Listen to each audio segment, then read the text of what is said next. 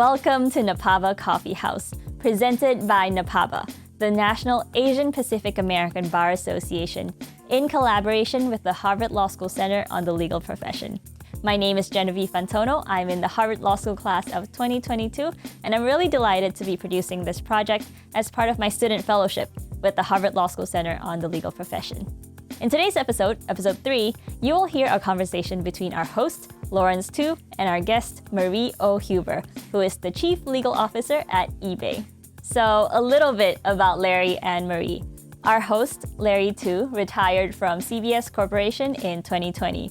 In his very exciting and very successful career, Larry has held a range of roles, including the Chief Legal Officer and Senior Advisor to the CEO at CBS Corporation, General Counsel at Dell, General Counsel at NBC Universal, General Counsel for the APAC region at Goldman Sachs, partner at a major law firm, including managing partner at that firm's Hong Kong office, and so much more.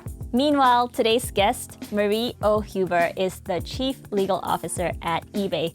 As all of you know, eBay is a global commerce leader connecting millions of buyers and sellers around the world. So Marie has been at eBay since 2015. And as Chief Legal Officer, she leads a global team of over 300 people spanning legal, government relations, and public policy matters. So this spans everything from corporate governance and board and ESG matters to litigation and dispute resolution and M&A and competition. Marie also serves on the boards of 2 companies. So we have a fantastic conversation between Larry and Marie lined up just for you. If you are an in-house attorney who is climbing up the ranks and hoping to become a GC someday, today's episode of NAPABA Coffee House is an absolute must-listen. It is full of substantive insights, like what is the difference between, coming up internally versus coming in externally for a role? How do we think about some of the competing pressures between work and family? How do we build the skill set to manage people problems? And how do we ask for feedback, both informally and formally? At one point in this conversation, Marie says, people are not born knowing how to lead global diverse teams spanning 15 plus countries. You just have to make a few mistakes, have a few successes, and then you learn.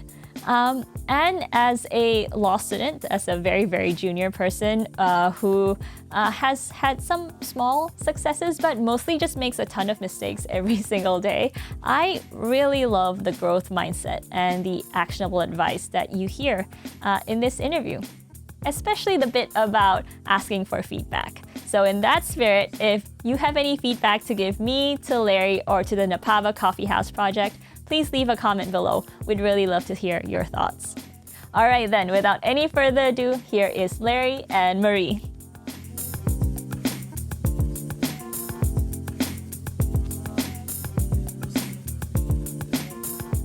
Well, Marie, thank you very much for joining us.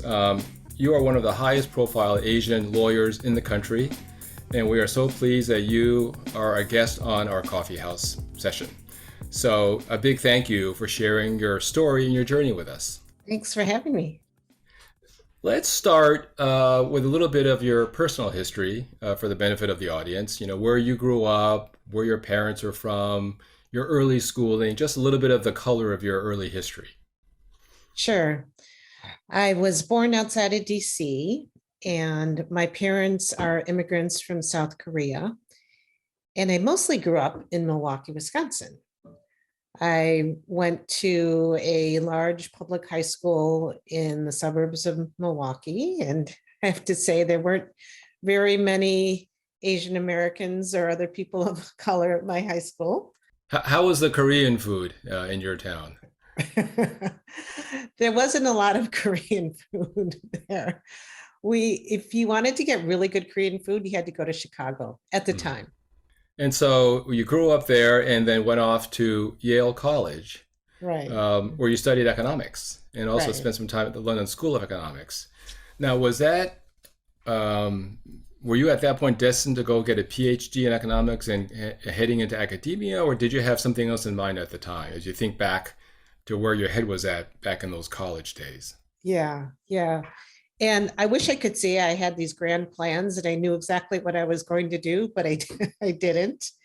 I was actually thinking about going to graduate school in international relations at the time. Both of my parents are academics, political scientists. My dad was a political scientist in Far Eastern politics. My mother is still a historian, Chinese history and East Asian history. So I wasn't really planning on going to law school. But then at the last minute, I decided to go to law school somewhat. So, I mean, it couldn't have been that last one, right? Because you had to take the Yeah. LSAT. Yes. Yeah. Yes. Yeah. What was the thought process that led you to go in that direction versus maybe an academic career, which you might have been heading in for a while? Yeah. Or possibly working in government or Yes. policy, public policy. Right. I wasn't quite sure what I could do with, say, a master's in international relations. And I thought that a law degree might give me more options to either work in government. And I did work on the Hill one summer during college. I was an intern for the late Senator William Proxmire from my home state of Wisconsin, to either work in the public or the private sector. So when you were in law school, did you ever give thought to veering back into that field, or once you were there, you fell in love with the law and that was going to be your career? Yeah. Well, one of the things I really love about the law is, and about my job today is, I feel like you're at the intersection of law, business, policy, technology, and I get to dabble in all of that. And then also having, for instance, government affairs and public policy be a part of the law department and partnering with our colleagues there. I feel like it provides that window. So, I mean, some of our audience may actually be law students or folks very early in their legal career. When you were finishing law school, did you have a clear idea of the kind of lawyer you wanted to be? I mean, did you know lawyers?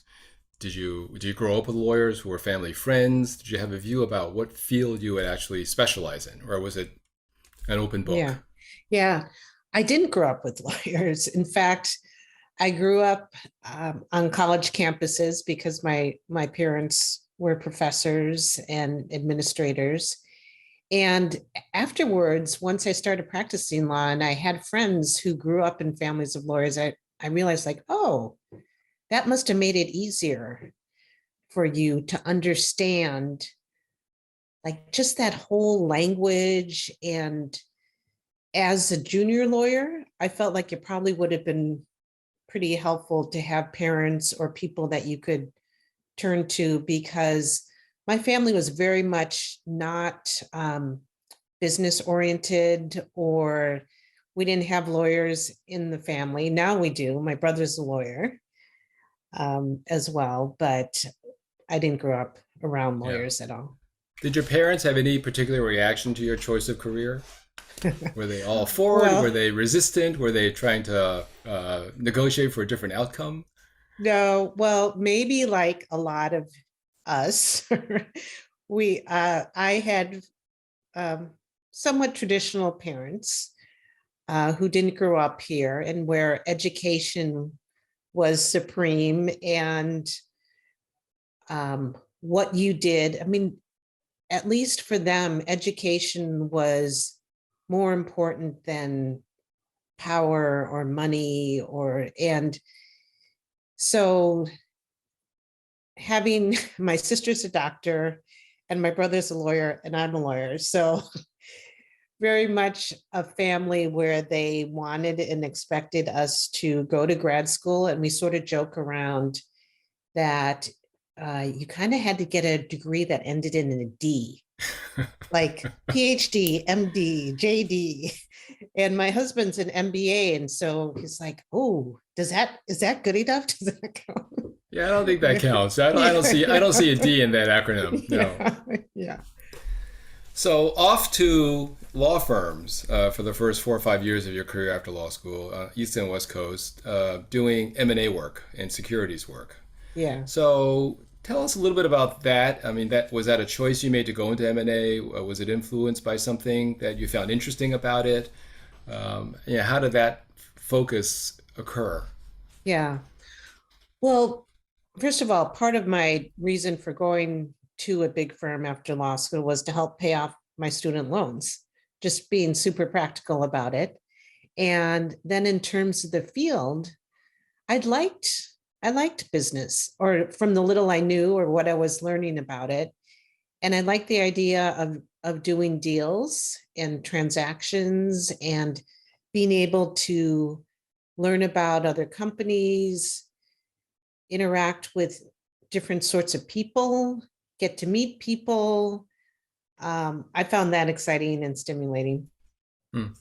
So this may feel like ancient history to you at this point because those law firm days are so long ago, Yeah, and it law firms have was. certainly changed a lot.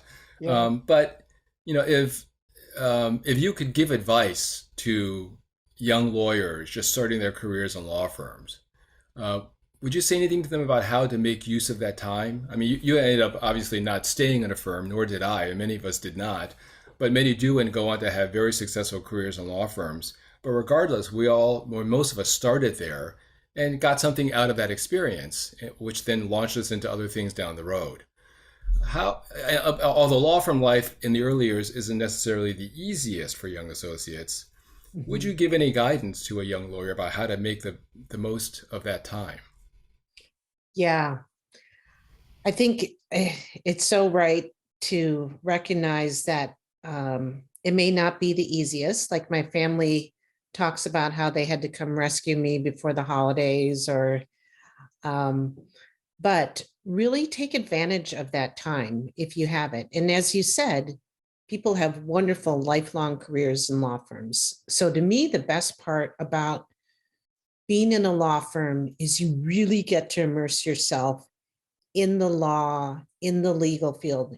If you think about it, if you go to a corporation, you go into business, you go into something else, law is not, it's not the revenue generator, it's not the main topic, right? You might be supporting, you might be partnering, but you get to be surrounded by super smart, very interesting, curious, driven people who are of like mind, like you, and just try to soak that up, learn as much as possible, either by doing, learning how to draft, to communicate, to negotiate, to handle a meeting, to interact with clients, to interact with your colleagues, to figure out how to bring a project together. One thing I realize is so much of our work in the real world is is somewhat glorified project management or leadership.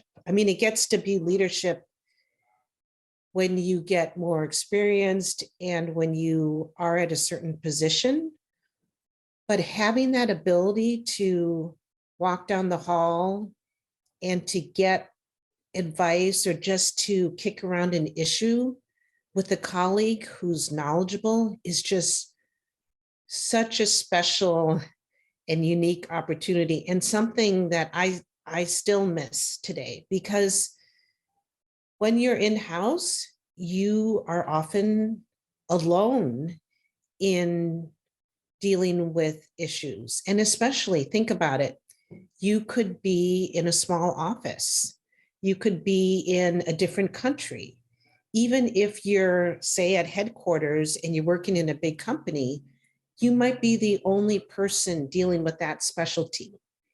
And so, yes, you might have some colleagues around, but you don't have that richness of the ability to have that dialogue on issues. Yeah, I mean, I could not agree more. I think people should soak it in and get the most out of it because it's really a rich time period, even though it has lots of miserable elements as well in terms of hard work and long hours. It's a place where you're surrounded by like-minded people doing similar things, and you're learning from each other. Yeah. And the other thing I'd say too is like get out of your office if you have opportunities to go to lunch, to go to coffee, go to dinner, go on a business trip, even if it's hard, like do all those things that get you out, meeting people, interacting with people. Like you might think, oh my God, I have to write this brief, or I have to draft this contract, or I need to write this note or answer this question. But that's what's hard to understand in the moment when you're a more junior lawyer, that those relationships that you can build and that practical knowledge and advice you can get from being with other people and interacting with them at the time is just invaluable. So in year 5 after law school, you went in-house and never looked back to resume your career in the law firm. I'm curious what led to that. Was it something that you wanted to do? Were you looking for it? Did opportunity come knocking on your door unbeknownst to you? What actually occurred? Yeah, well, I never intended to stay at a law firm for the whole duration. I think they're great places, and many people have rich and rewarding careers. But I knew that wasn't what interested me most. I like being a part of something bigger beyond the law. What drives me and fascinates me a lot is the cross-disciplinary nature of what working in a business and a company provides, and the chance to see something through from beginning to end. And sometimes that's not always easy, right? Because you're dealing with sometimes things don't work out well or things blow up. But just having that is something I found really exciting.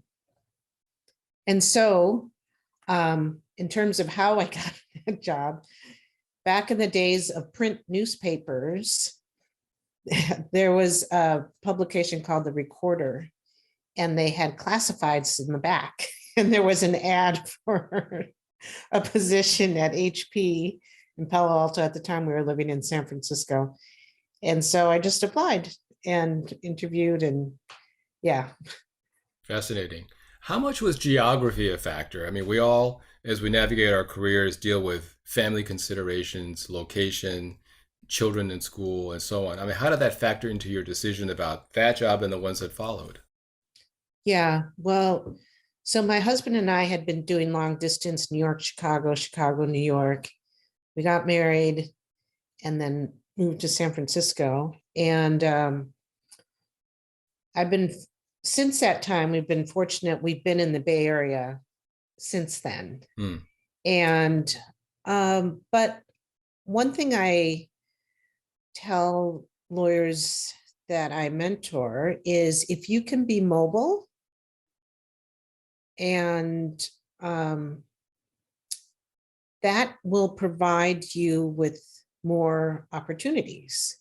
And I feel fortunate, and I've certainly had opportunities in other places. But living in the Bay Area, it seems like there were plenty of great opportunities here, so that we didn't necessarily have to move if I wanted a new opportunity. Yeah. So from there, 15 years at Agilent, including 6 years at the end as the GC. So you ascended within the ranks and got promoted into the GC position. I'm curious whether when that happened, there was an external search process. Was it a competitive process? Did the company look outside? Or did they just know that you were the person and you ascended? No, so the two GC roles, one was internal at Agilent, and the other, I came from the outside to eBay. And so at Agilent, there definitely was a search process. There was a national search process. And I think in many cases, even if you are an internal candidate, companies would feel like they should run a search process. And so what I tell people when they're looking for GC roles is ideally you come from the inside. It sends a great message to the team that's there. And you know the company, you know the business, you have the relationships. What can be hard for internal candidates is that people also know you. So nobody's perfect. You have warts, you have weaknesses, development opportunities. And so it's sometimes easier for somebody coming, not that it's ever easy, but it can, in that whole process, which we know can be quite subjective, is someone from the outside looks like the bright, shiny object. Right, right. But you prevailed. You actually came out on top in that process, so good for you. You mentioned the internal candidates almost being known too well because they've been there for a while. Mhm. I mean, when you think about you and how you fit into the GC role and the things you did that make you successful, as well as the things that may become a little bit harder and less natural to you, um, what are your attributes that helped you succeed in your job, and what are the things you had to work harder at to become effective as a GC? First of all, I feel like it's pretty important to understand what the culture is of a company. And I know people say that all the time, but I feel like you really can't underemphasize that. And to understand the leadership, obviously the CEO, but also who your colleagues are on the leadership team, the board, because you essentially report to the board too. And to understand like what are the dynamics of what's happening in the company at the time. Like when you become GC, is there also a new CEO? Is there a new CEO who's never been the GC of like in my case, a public company? Has there been a major transformational transaction or change within the company? How is the company's business going on at that time? And so what I've learned is trying to assess the culture, the business situation, and what will help the CEO and others succeed. And how can you contribute to the success of the company?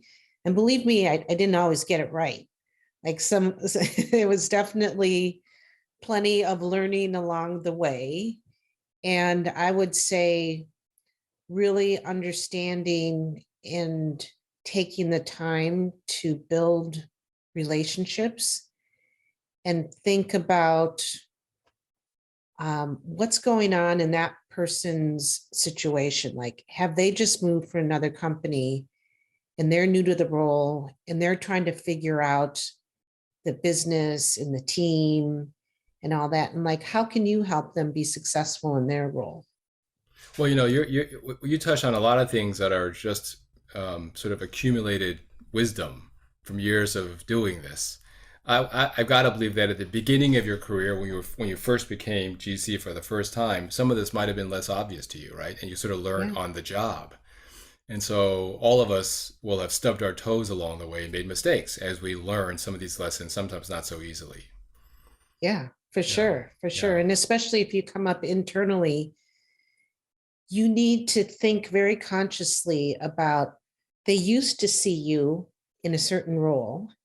How do you sort of pivot and put on a different hat, so to speak, because you're now like in that different position, and what are you going to give up, and how do you make your team successful around you?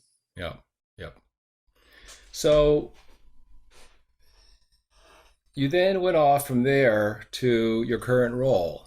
And I want you to take a moment to describe that role. But before you get there, I'm curious, what is it that led to that move? In other words, what process did you go through to decide that you were ready for a change, for something different? How do you reach that decision, and what factors really affected how you thought about that? Yeah. Well, once again, I didn't plan that. Um, but I feel like being open to new opportunities when they present themselves is something that's really important to me. And I think just a part of being curious to see what's out there. So I was very happy at Agilent. In some ways, it was less risky, more comfortable being there. But it was also a chance going to eBay to completely shift industries, to learn a set of new issues, to go from more of a B2B business, and HP that I'd been at prior to Agilent was largely B2B, to go into a very consumer-facing internet e-commerce, faster moving in terms of just the landscape around it. Business. So it was a little bit scary, but also pretty exciting. And so that's why I decided to move. Yeah. So, I mean, you just mentioned a lot of new things about the new role that were very appealing to you. It does, kind of naturally suggest the question about how important you think industry expertise is to the hiring of a GC, because you came in not necessarily knowing all of these issues that well because you were new to the sector, but apparently it didn't matter. So how does a company think about that issue when they're looking for their next GC? I think it really depends upon what's happening at the company at the time. And a number of people who are in-house and fairly senior have asked me, what's the right background if I want to become a GC? You've probably gotten that question. Yes. And there's, I think, a mistaken historical maybe assumption that you have to have a corporate M&A securities background. And yes, that's definitely one route if you're coming from in-house, right? A lot of GCs come from law firms, or they come from the government, or other areas. But if you're talking about coming from another in-house role, that's not necessarily the best way. In other words, it can really depend upon what does the company need at that time. Maybe they need really good litigation experience or IP experience or commercial, or maybe they've just gone through a major crisis and they need somebody from the outside, like from government or a law firm.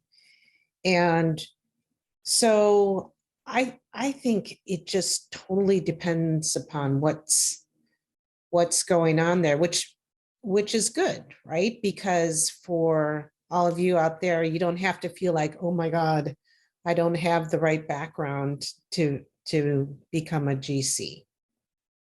Yeah, so you would say it's not a particular substantive expertise necessarily, because it just depends on the match between the need of the company and the attributes of the candidate at any given time. And sometimes Yes. it's really hard to predict.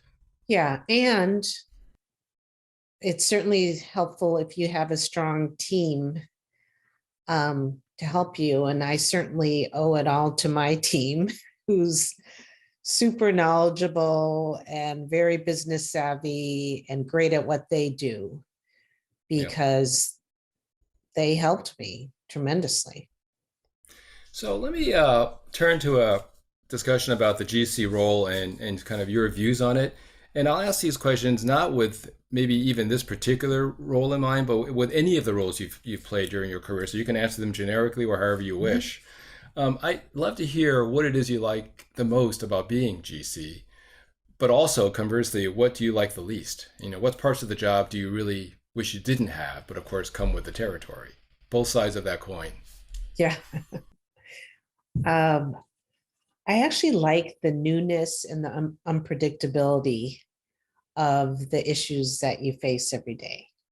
I mean, it's never dull. It's never boring. It sometimes makes it hard to figure out or feel like you're getting things done during the day. I love how law intersects with business, with policy, with technology.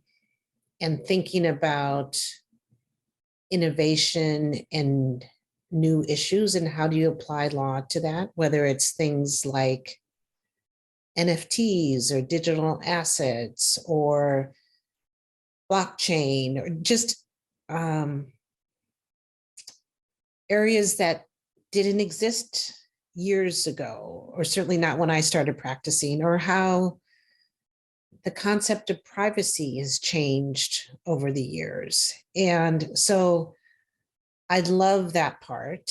I love the people part, whether it's working with, if you think about all the stakeholders, right? From customers, shareholders, the board, employees, your team, the communities where you live and work. I love the multifaceted nature of that. What don't I like? Oh, there's plenty of stuff I don't like, right? I mean, every job has its grind elements. If I had to say, sometimes all the budgeting work is hard, right? It's critical, but it's not necessarily my favorite thing all the time. What about what I found one of the most challenging things about this job is managing a team, managing people. Obviously, working with great people, developing them, nurturing them is all great, but it doesn't always work out. And managing an organization also means managing people problems. So how did you get good at that? And what kinds of things should young lawyers do to develop that skill set, which is a very important part of the job? I feel like that's a lifelong journey, and that people are not necessarily born knowing how to lead a large, global, diverse team in, say, 15 plus countries. And it's like anything else, where it constantly learning by doing, making mistakes, having some successes, learning what works well, what doesn't work well, observing others, getting feedback, right? It's so important to get feedback, not just from your superiors, but from your peers, from your subordinates. I think that's like being self-aware. I mean, we all have our blind spots. And no, you don't have any. Come on. I have tons of that, believe me. Yeah. And so just being open to change and learning. I mean, if you think about what lawyers, whether you're in government, law firm, academia, private sector, what people have been going through the last 2 years with COVID, right?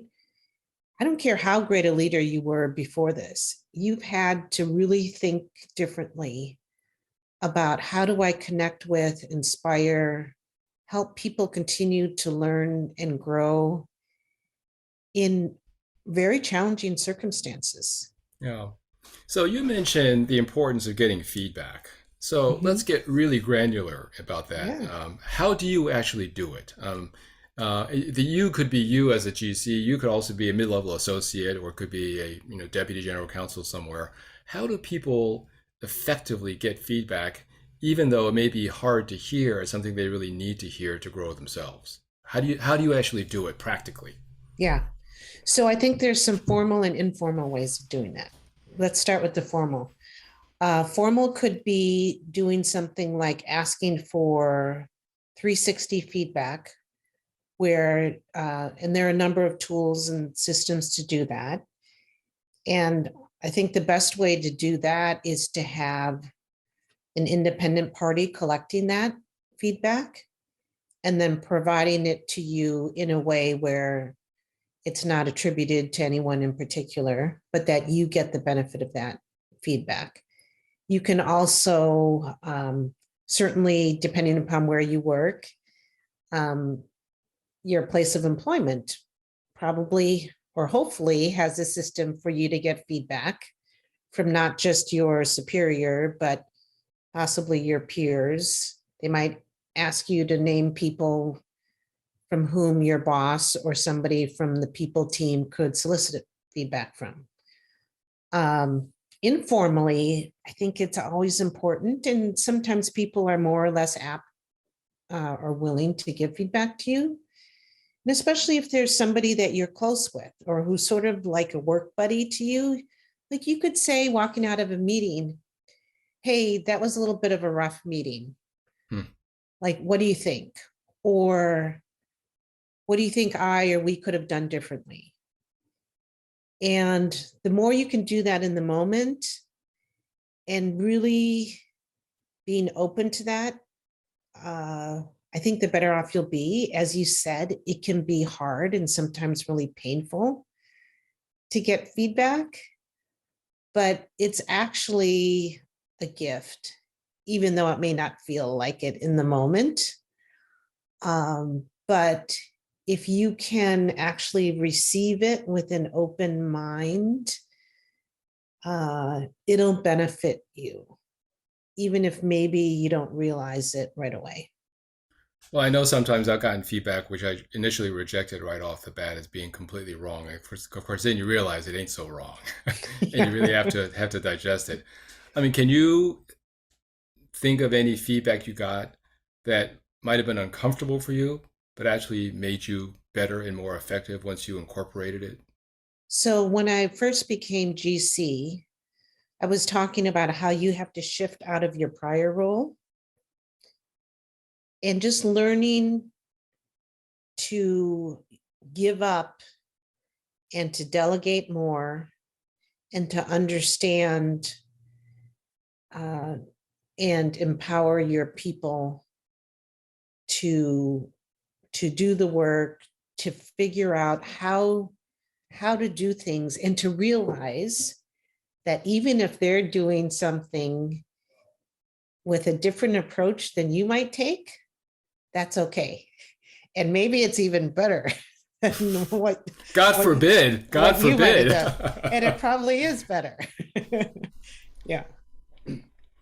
But that's hard, right? Because many of us are trained to be perfectionists. We learn how to do things in a certain way, and then we convince ourselves that's the best way possible. Right. And then you have to let go. And you have to motivate your team by letting them do it their way. Yeah, definitely letting go. And there are sometimes, I think we all know people who always want to be the smartest person in the room. And sometimes they are, but personally, I don't feel like that's a good goal. Yeah. Because you probably missed something, or you're just focusing so much on, oh, I got to put in that perfect comment, that you're not really hearing everybody else and you're not listening. Yeah.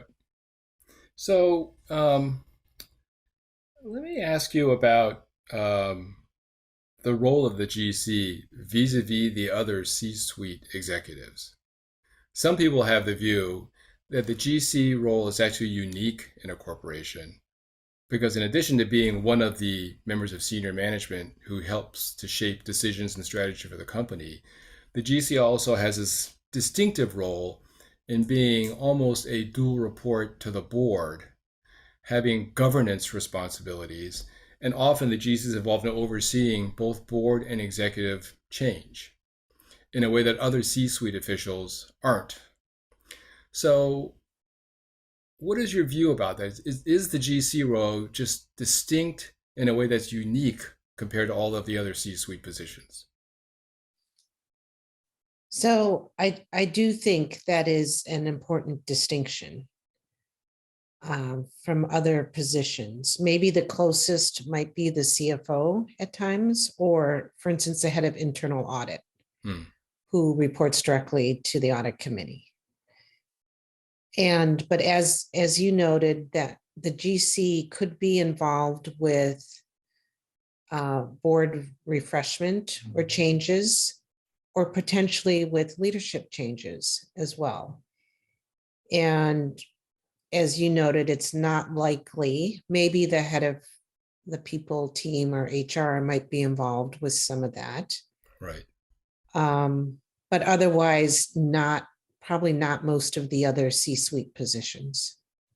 Yeah, I think some people believe that that puts the lawyer, the head lawyer, in a somewhat distinctive position, even vis-a-vis his or her colleagues, which sometimes creates odd tensions in relationships just because of that fact. But it's an unavoidable fact, and therefore there it is. Yep. Yeah. So you, in addition to your GC role, are also involved in other business activities for which you've been given some responsibility. Whether it's kind of out of office work or office relocations or security issues that are not necessarily legal in nature or only legal in nature. How do you feel about taking on those extra legal responsibilities and how you're prepared for that? So I've had government relations and public policy for quite a while, both at Agilent and at eBay. And at Agilent, I also had the communications team and the foundation. And then fairly recently at eBay, the security and resiliency, so business continuity. I like that. I think it provides variety. And if you once again, have a great team, I don't think that you should expect to be an expert in everything that you oversee. That's why you have good people. But I think it's useful and it's helpful, frankly. And I thought where you were going to go with the question was serving on boards, which I think is also helpful in the role. Well, I mean, serving. You read my mind, because that was Yeah. going to be my next question, Yeah. which is in addition to those corporate roles you've taken on, you also sit on some outside company boards, which is great, although I think unusual for some folks because many companies don't allow it or don't encourage it. I'm heartened to see that you're doing it. How do you juggle all of those responsibilities? I know you sit on, what is it, 2 or 3 outside corporate boards? Well, really, essentially one outside Okay. corporate board, Yeah. because the second one is something that my work asked me to serve on. Mm. And so, yeah, that one is in connection with the business we sold, and we retained a stake in that. And so we got to have 2 representatives Got it. on that other board. So really, Right. it's work. Right. And then the other one, so we do allow executives to serve on one outside role. And frankly, I think it makes you be a better business leader.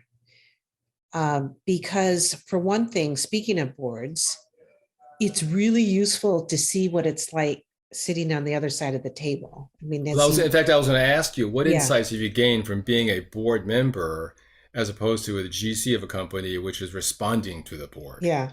Well, for one, you're super sympathetic with the leadership team about how much work goes into preparing for the board and committee meetings, and really realizing, like, oh my gosh, every single comment, how to make sure every comment doesn't get interpreted into like sending a lot of people scurrying and doing a bunch of work.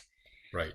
And also, but just really recognizing as a board member, how do you add value, and how that's very different from the role of an operator, right? At being a member of the C-suite, you're an operator, but the distinction of those roles is so critical.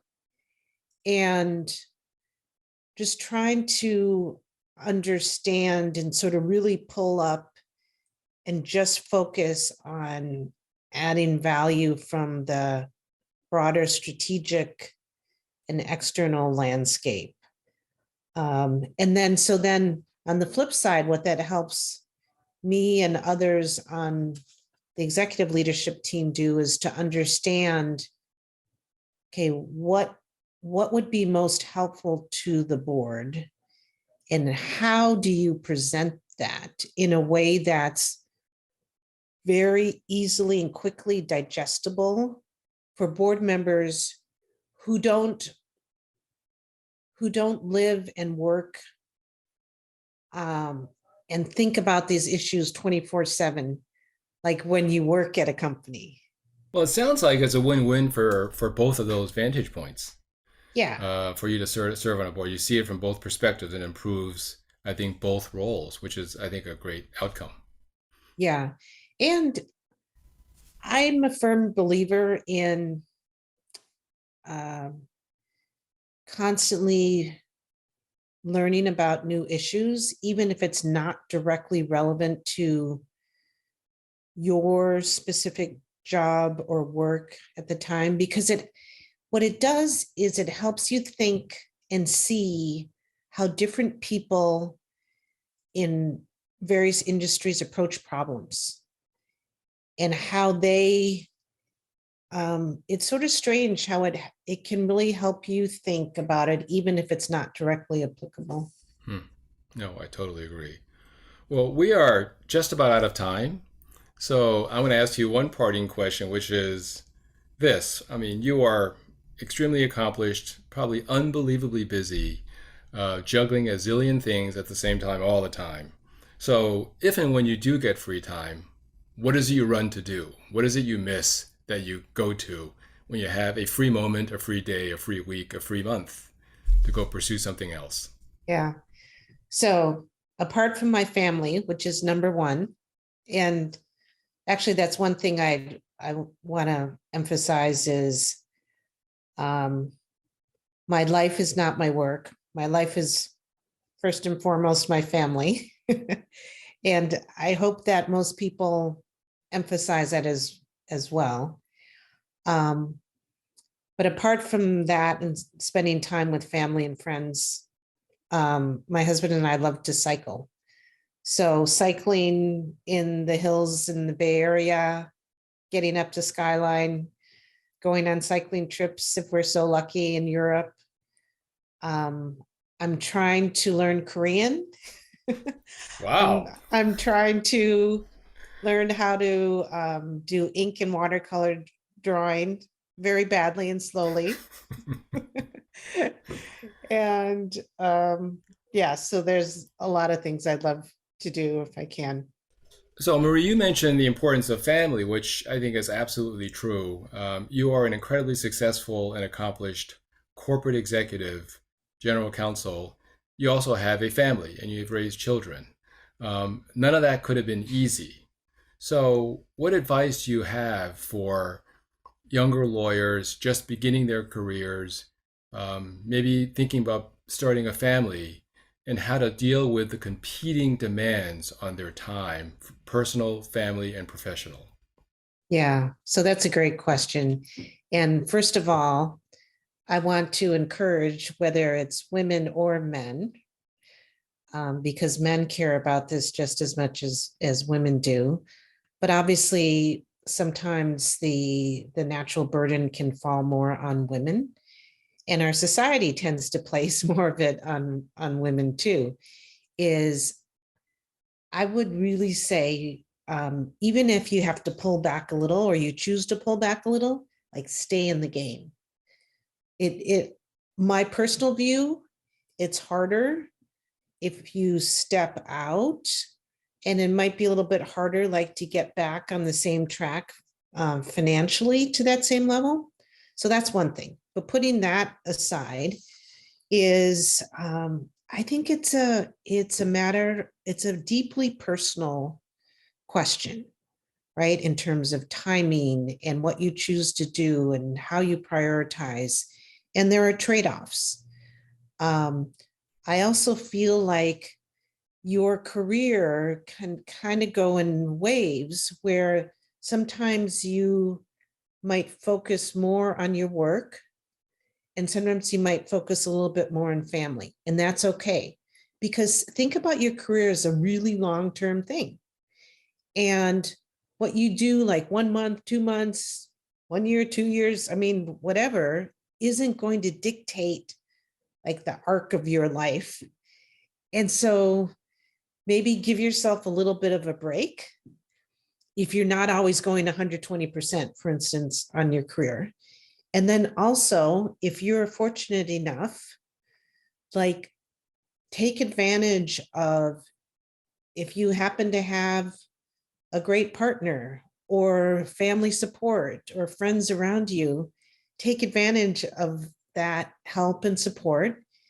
If you're fortunate enough to have financial resources to help pay for some help, like do that. And then what I find just as hard, or can be at times, is like learn to let go of some things.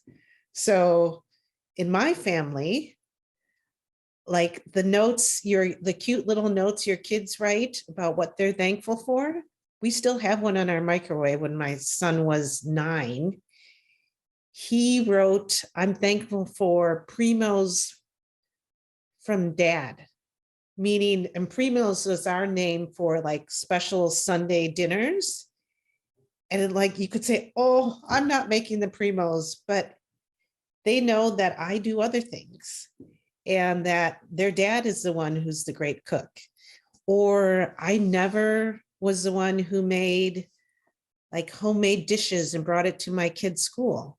Now I prioritized other things like traveling with them to their various sporting events around the country or doing different things. And so just learning what's right for you in your situation, in your family, and also recognizing that it's not always going to be easy, but that you're in it for the long haul. And also be kind to yourself.